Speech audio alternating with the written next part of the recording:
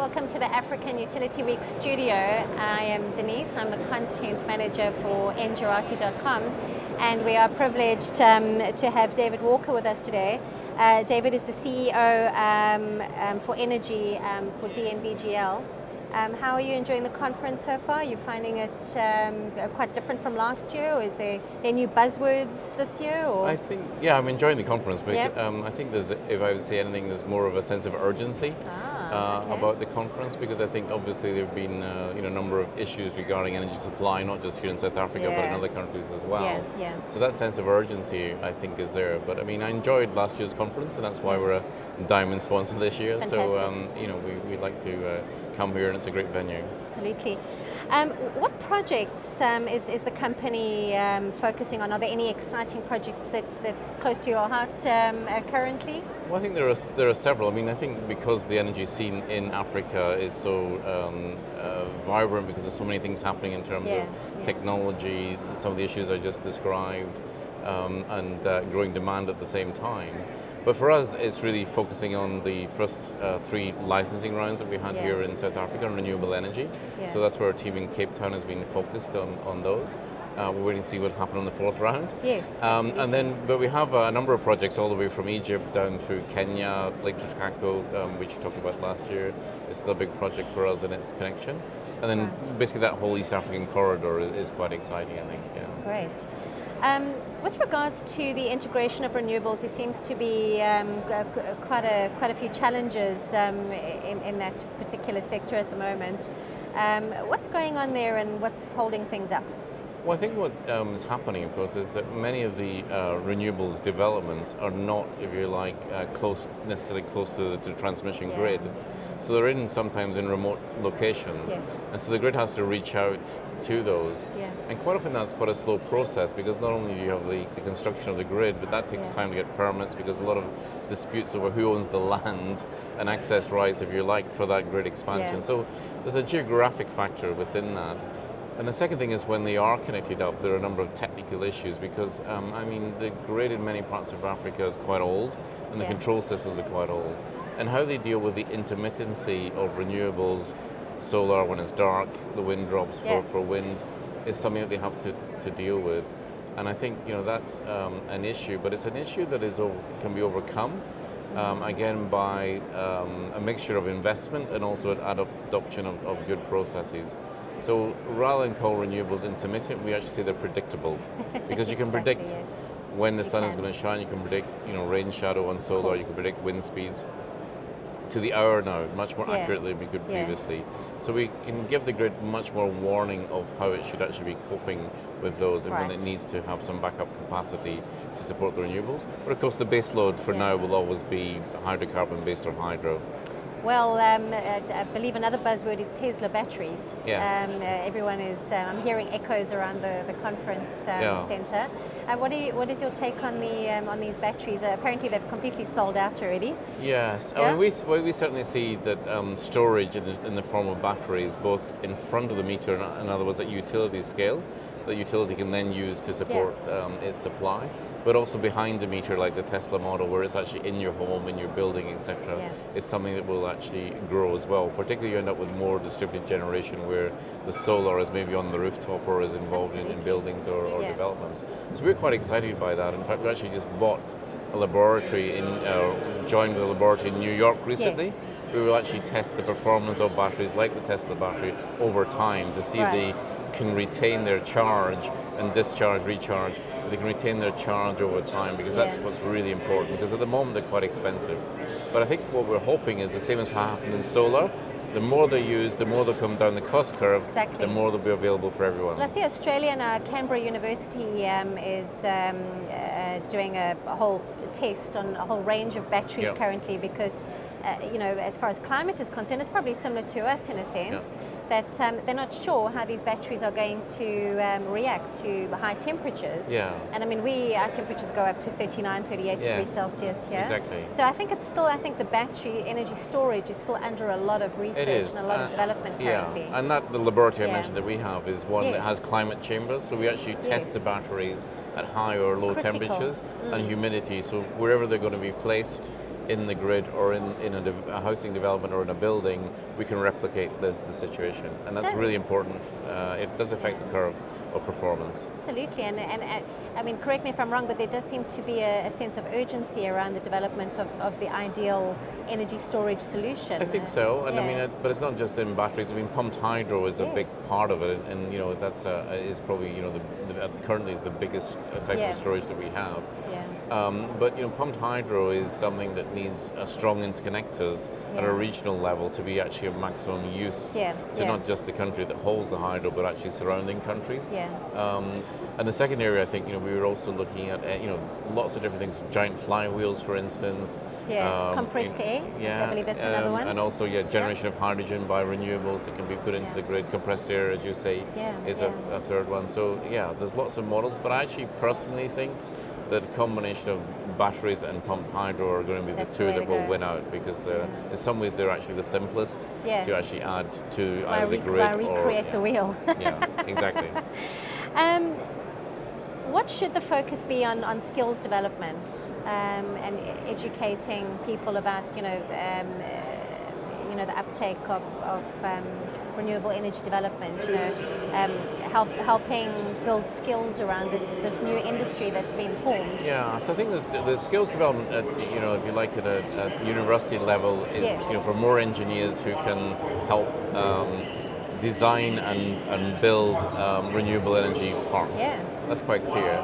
But we also need more people to involve in the operations and maintenance side of these wind parks and solar parks and other in the grid as well. There's two other areas that I think that are maybe neglected a little bit. One is around the commercial side, because obviously there are various new business models that are being developed in America and in Europe, which I'm sure will make their way to Africa. So how do you deal around the negotiations, the financing of renewable energy and its integration into the grid? I think commercial skills will be very important there. But I think Africa's also got to look at manufacturing as well. I mean, here in South Africa, we have a defense industry, we have an aerospace industry. But so some of those same skills could be applied to renewable energy manufacturing as well. If solar panels can be manufactured very cheaply in China, why can't they be manufactured cheaply in Africa? So I think manufacturing skills in the renewable space is something also that should be looked at and could be invested in. And it's all new, job creation, which is what the country desperately needs. Yes, and I mean it's difficult because we're talking about an energy transition to cleaner energy, but at the same time we have a lot of people here in South Africa employed on coal mines and other forms of energy. Absolutely. So there's a social aspect regarding how long the transition will take and what that means. Another question, what can independent power producers do to reduce their costs? Well, I think there's a number of things happening. First of all, the costs of the investment, because onshore wind and solar, the cost is coming down quite dramatically. And it's a grid priority in several places, particularly in the US and also parts of Europe already. But during the operations phase, I think there's a number of things that they can actually also do. First of all, I already mentioned forecasting, so they can improve their forecasting so they can get their output up, if you like, by knowing when it's going to be highest and offer more power, if you like, to the grid owner, utility, to the market, and so they can forecast better. I think the second thing they can do is improve their operations and maintenance. We talked about skills development there. But there are a lot more, again, risk-based predictive programs around maintenance that can be applied to make sure the turbines or the solar panels are available for generation. And the last area, I think, is that companies need to invest in not just one or two solar or wind parks. They need to invest in many of them so that they get an economy of scale, if you like, of having a larger operation. So those three things, I think, better forecasting, better operations and maintenance, and economies of scale would be three things that would help them. Yeah, absolutely.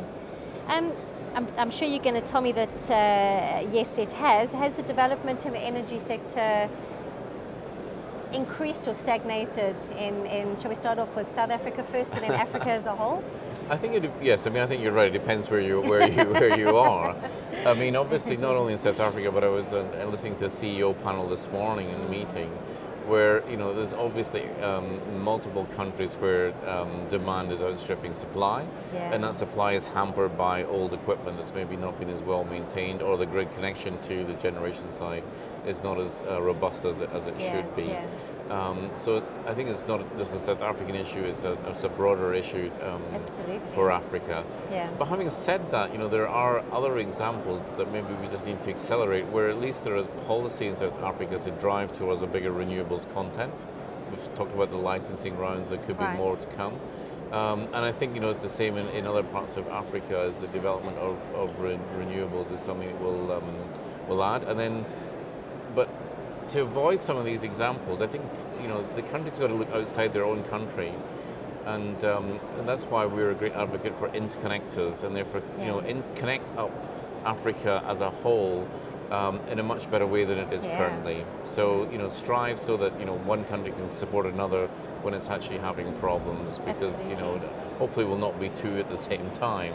But that way, through big baseloads, like hydro, but also in the future, as more and more generation goes on, more interconnectivity. That's what we've seen in Europe helping. Yeah. I think it'll happen here. It's going to take some time, but it'll take a lot of, again, political will. Not just to put more generation in your own country, but to connect to others to help support each other, mutual support. Better mix of resources as well, definitely. It just leads to stronger energy security overall. I think it actually leads also to more security, both even from a political standpoint, as countries become more dependent on each other. Absolutely. There's less issues, and again, things are all strategy. It makes sense to me.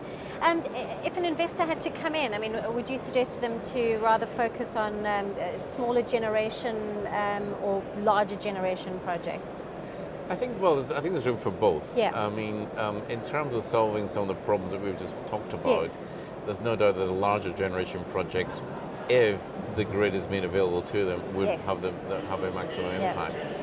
But I think as cities develop, the actual, as opposed to, if you like, larger federal government or national government, cities can take a role on distributed generation. And I think, combination of solar storage, energy efficiency programs, e-mobility, they're all there for cities to look at. And then the other form of distributed generation is in the remote, parts of Africa as well. How do we bring people there, electrify their communities as well? And so that's a sort of different kind of distributed generation. One that I think both national governments and donors are probably going to be more focused on, frankly, rather than IPP developers, etc. But I think property developers, cities themselves could focus on that area. But really, the large-scale, solar and wind parks will probably have a bigger impact at this point in time, I think. Absolutely. My final question to you: what conversations do you want to hear at the conference, and what would your message be to those in the industry?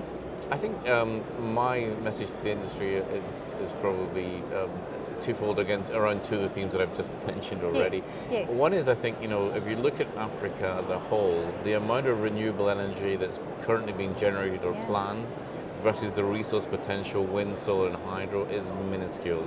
We're talking about something like 11 gigawatts of solar planned, but the solar potential is something like 2,000 gigawatts. So we're really only starting at that. So there must be room for more solar. Wind is not quite so big, but there is more potential there too. So we have to unlock that potential. It's a natural resource. It doesn't require importation of oil and gas. It doesn't require expensive programs. It doesn't. It has less environmental impact. So that's really important. And the other thing is this theme of interconnectivity. You've got to start to look of mutual support across borders in times of stress. I think that's also a theme that needs to be pushed. And specifically clean energy. Specifically clean energy backed up by those interconnectors. That's my message, yes. Well, integration is hopefully where it's going to be in the next 10, 20 years? I hope sooner than that.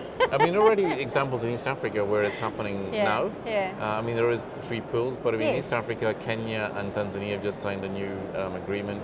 And the big dam that's been developed in Ethiopia is going to send power to Sudan and to Egypt.